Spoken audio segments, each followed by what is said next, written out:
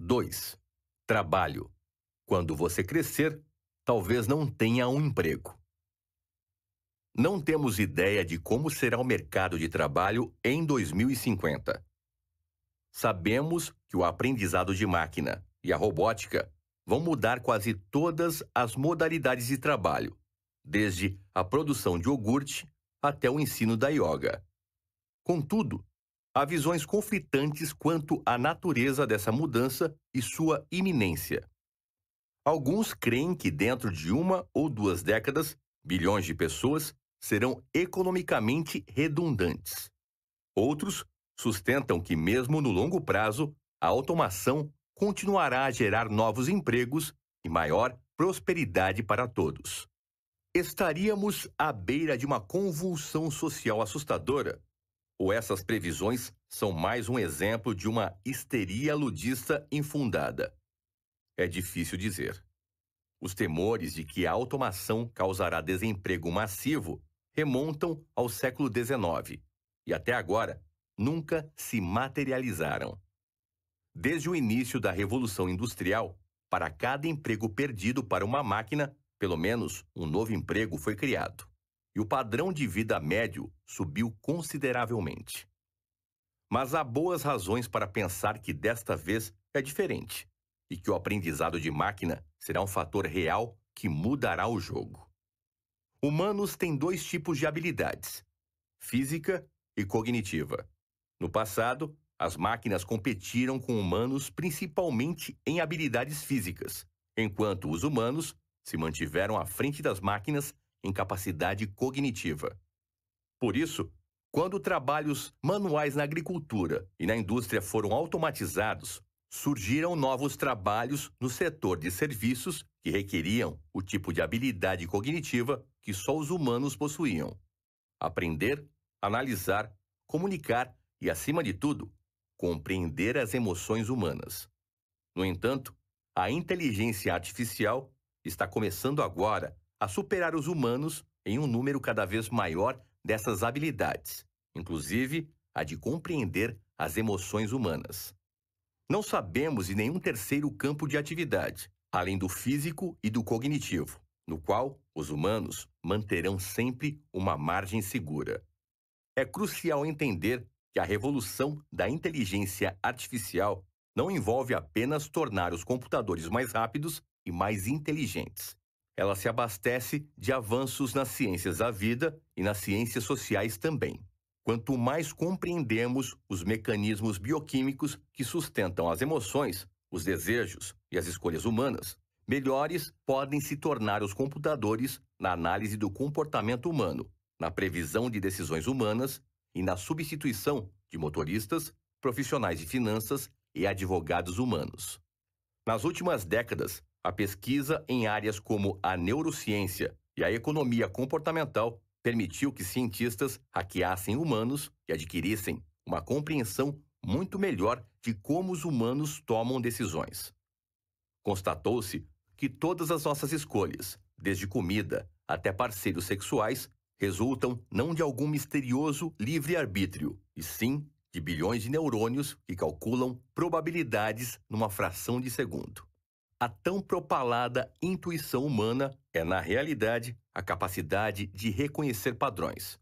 Bons motoristas, profissionais de finanças e advogados não têm intuições mágicas sobre trânsito, investimento ou negociação. E sim, ao reconhecer padrões recorrentes, eles localizam e tentam evitar pedestres desatentos, tomadores de empréstimo ineptos e trapaceiros. Também se constatou que os algoritmos bioquímicos do cérebro humano estão longe de ser perfeitos. Eles se baseiam em heurística, atalhos e circuitos ultrapassados, adaptados mais à savana africana do que à selva urbana. Não é de admirar que bons motoristas, profissionais de finanças e advogados, às vezes, cometam erros bestas. Isso quer dizer que a inteligência artificial pode superar o desempenho humano até mesmo em tarefas que supostamente exigem intuição. Se pensarmos que a inteligência artificial tem de competir com os pressentimentos místicos da alma humana, pode parecer impossível. mas como a inteligência artificial, na realidade, tem de competir com redes neurais para calcular probabilidades e reconhecer padrões, isso soa muito menos assustador. Em especial, a inteligência artificial pode ser melhor em tarefas que demandam intuições sobre outras pessoas. Muitas modalidades de trabalho, como dirigir um veículo numa rua cheia de pedestres, emprestar dinheiro a estranhos e negociar um acordo, requerem a capacidade de avaliar corretamente as emoções e os desejos de outra pessoa. Será que aquele garoto vai correr para a estrada? Será que o homem de terno pretende pegar meu dinheiro e sumir? Será que aquele advogado vai cumprir suas ameaças ou só está blefando? Quando se pensava que essas emoções e esses desejos eram gerados por um espírito imaterial, parecia óbvio que os computadores nunca seriam capazes de substituir motoristas, banqueiros e advogados humanos. Pois como poderia um computador compreender o divinamente criado espírito humano? Mas se essas emoções e esses desejos na realidade não são mais do que algoritmos bioquímicos, não há razão para os computadores não decifrarem esses algoritmos, e até certo ponto, melhor do que qualquer Homo sapiens. O motorista que prevê as intenções de um pedestre, o profissional que avalia a credibilidade de um tomador potencial, e o advogado que é sensível ao humor reinante na mesa de negociação não se valem de feitiçaria.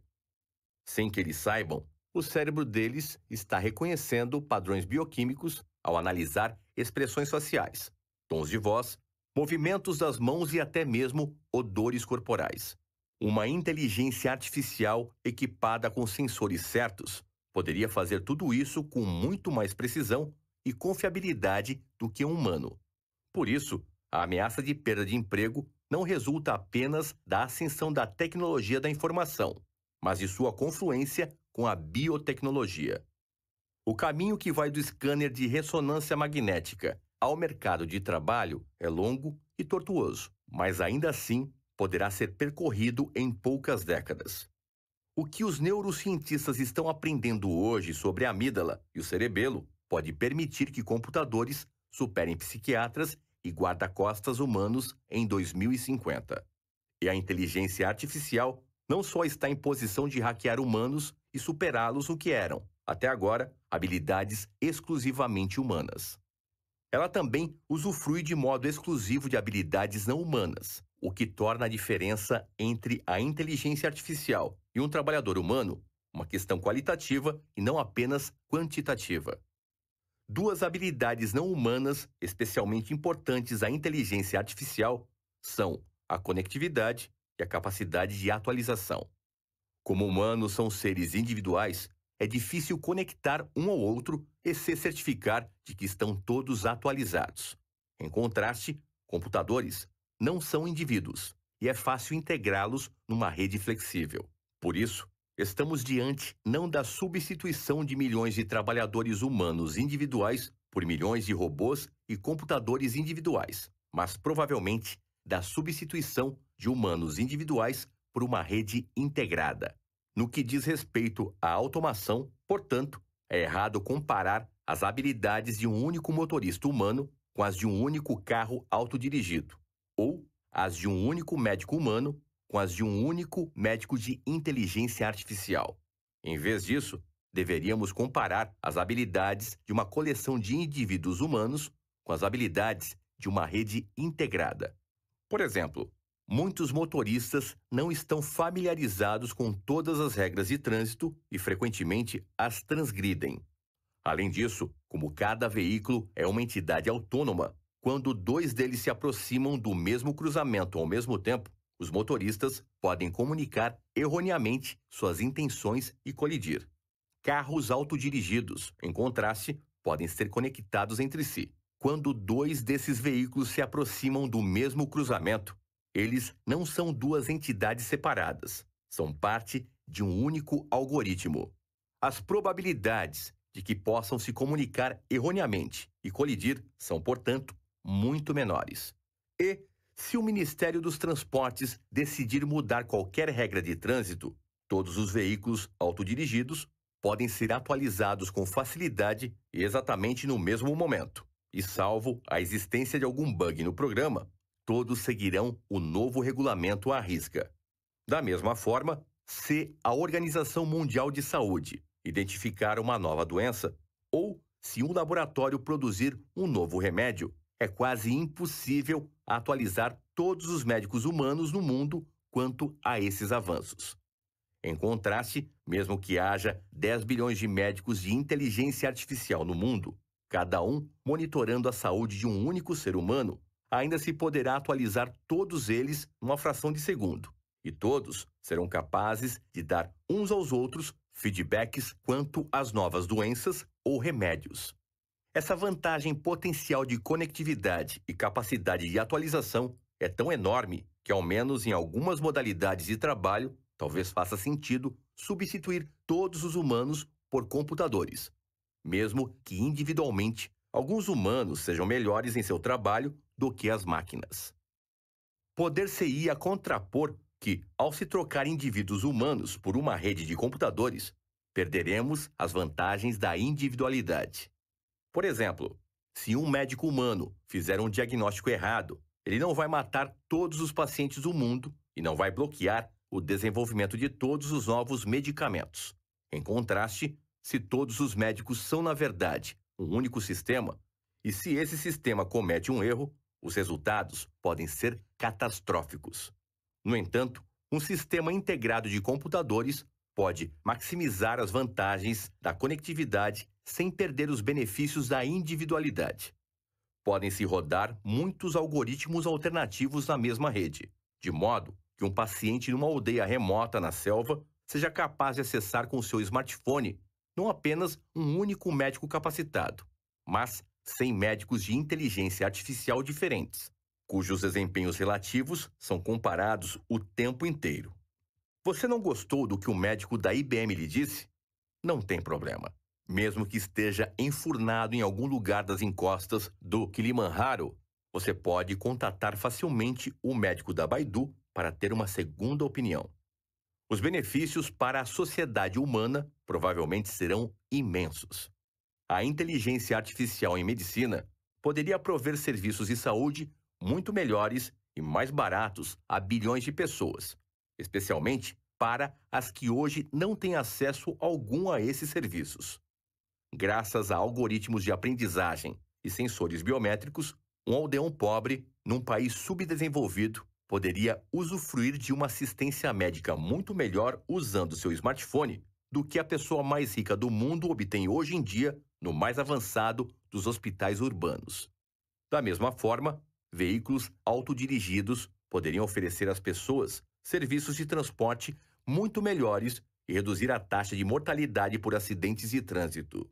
Hoje, cerca de 1,25 milhão de pessoas morrem todo ano em acidentes de trânsito, o dobro das mortes causadas por guerra, crime e terrorismo somadas. Mais de 90% desses acidentes são causados por erros humanos. Alguém que bebeu e dirigiu, alguém digitando uma mensagem enquanto dirige, alguém que adormeceu ao volante, alguém sonhando acordado em vez de prestar atenção à estrada. A Administração Nacional de Segurança de Trânsito em Estradas dos Estados Unidos estimou que, em 2012, 31% dos acidentes fatais no país envolveram uso abusivo de álcool, 30% envolveram excesso de velocidade e 21% envolveram desatenção do motorista. Veículos autodirigidos nunca farão nada disso.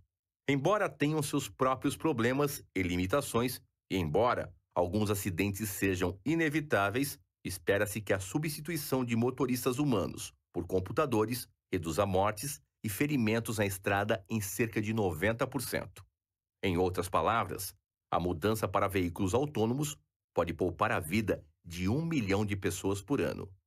Por isso, seria loucura bloquear a automação em campos como o do transporte e o da saúde, só para proteger empregos humanos. Afinal, o que deveríamos proteger são os humanos, não os empregos. Motoristas e médicos obsoletos simplesmente terão de achar outra coisa para fazer.